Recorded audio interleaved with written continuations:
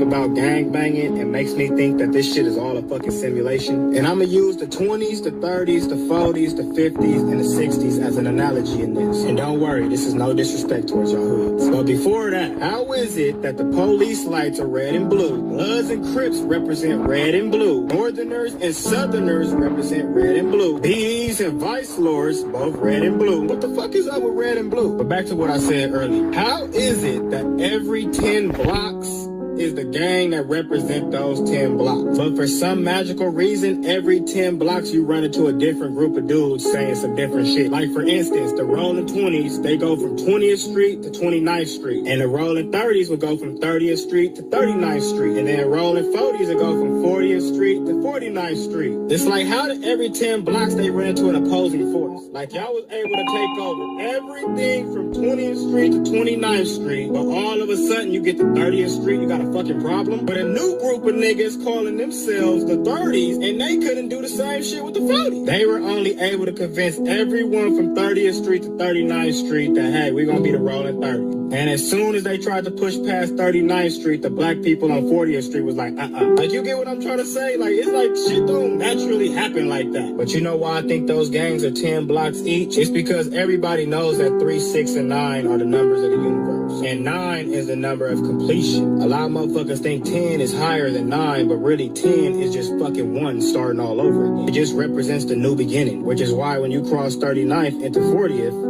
it's a new fucking tribe, a new gang. And that's exactly how video game map sectors work out. Each sector is coded separately so NPC groups don't bleed into each other. Now back to even the colors. It is no reason why Bloods and Crips, Norteños and Sureños, Democrats and Republicans, left and right, fire and water, police light, all use red or blue. But yeah, that was just some crazy shit.